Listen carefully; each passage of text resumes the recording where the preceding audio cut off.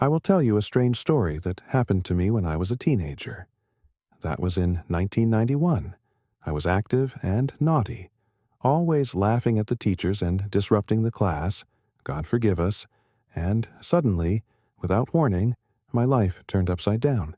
I became very distracted and isolated, and as soon as the evening came, I would get angry and make trouble at home with my brother for trivial reasons that turned into a quarrel that required the intervention of the mother.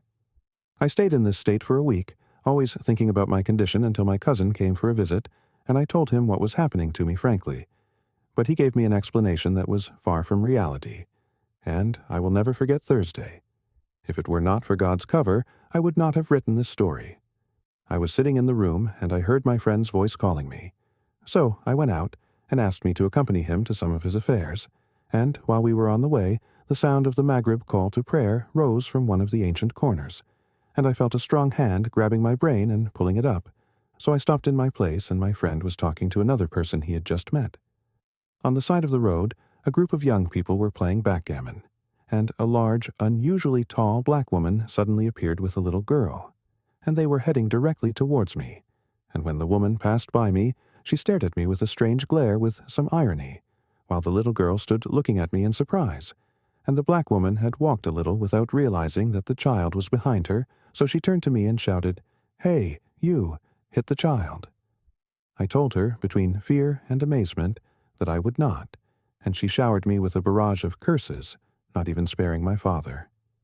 A man appeared from the end of the road carrying a sack of vegetables. He stood in front of her and asked her, "Why are you cursing the young man?" She said that he refused to hit the child, so he smiled at her and told her as he was walking away. And at this moment my friend shook me and said to me, "Malik is fat." And I looked at him strangely and looked at the young men who were playing the table, as if they did not notice anything that happened. And here I realized that a window from the other world opened for me to become crazy, and I feared for myself a lot, and I said to my friend, "Let's go."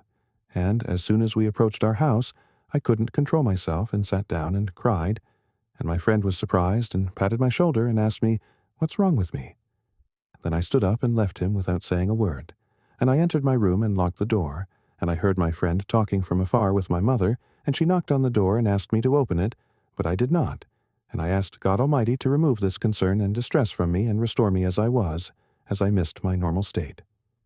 In the morning, which was Friday, my mother asked me about my recent situation, and I told her everything, and while I was putting on my shoes, I got lost, so I went out of the house and then returned to it before Friday prayers, and I met my mother, and she told me that the reason for my troubles is that I walked over a magic work on the road and did not pay attention to it.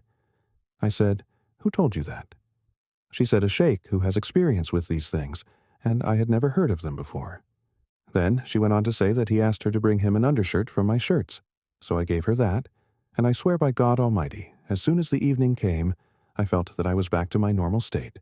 So I went out with my peers to play soccer, and despite the passage of several years after this case, I will never forget that scary woman and how she was cursing me. May Allah protect us and you from the demons of man and jinn.